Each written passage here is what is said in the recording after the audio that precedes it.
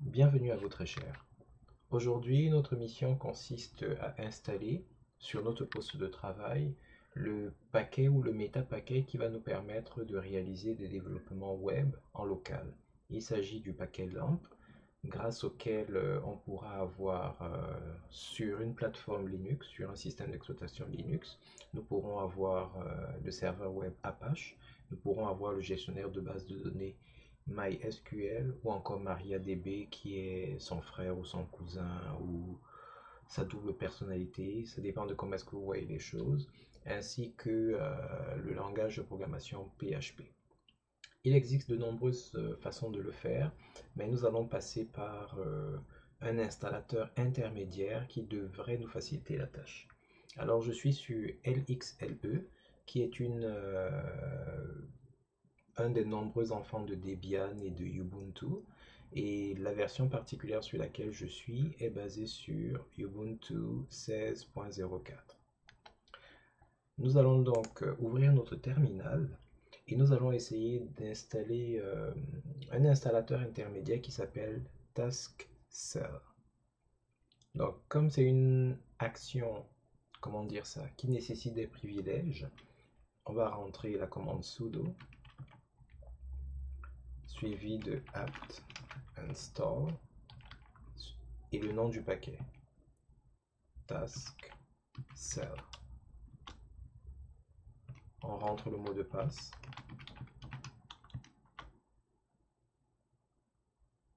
Et si ce n'est pas encore installé, ça devrait être installé par la commande, si tout va bien.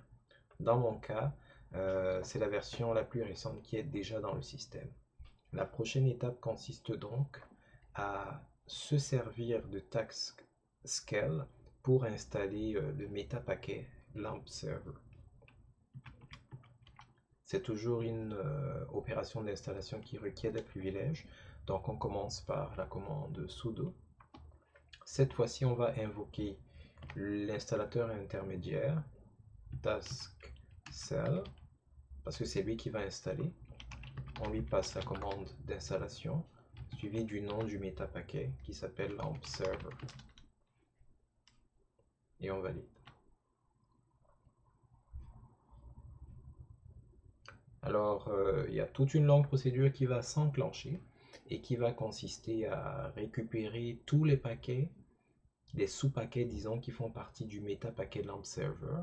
Donc, ça correspond à Apache, à MySQL ou MariaDB, à PHP et avec toutes les autres dépendances qu'il y a au milieu.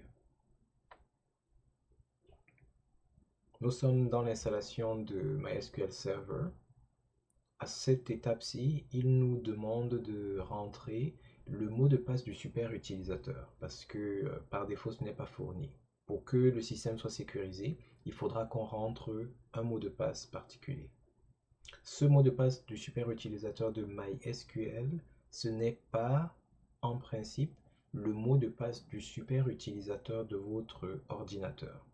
Pour des raisons de sécurité, ça devrait être autre chose.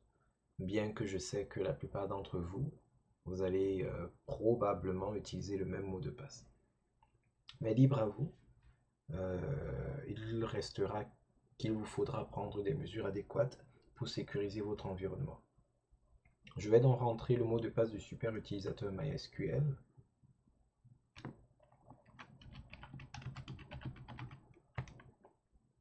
Première fois. Ensuite, on demande une confirmation.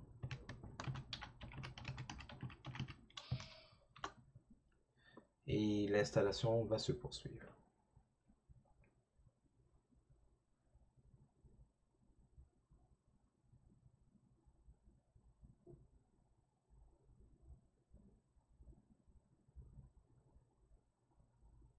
L'avantage de cette méthode, c'est que au lieu de devoir connaître par cœur ou par l'intermédiaire de tutoriels ou de plateformes comme Sokawakata le nom exact des paquets à installer, distribution par distribution, le méta-paquet va se charger de récupérer tout ce qui est pertinent pour votre distribution particulière.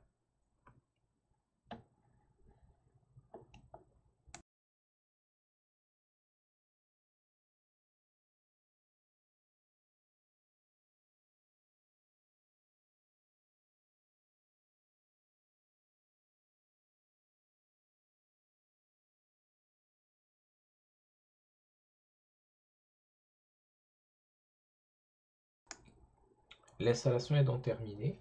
On va pouvoir vérifier si tout s'est passé comme on le souhaitait.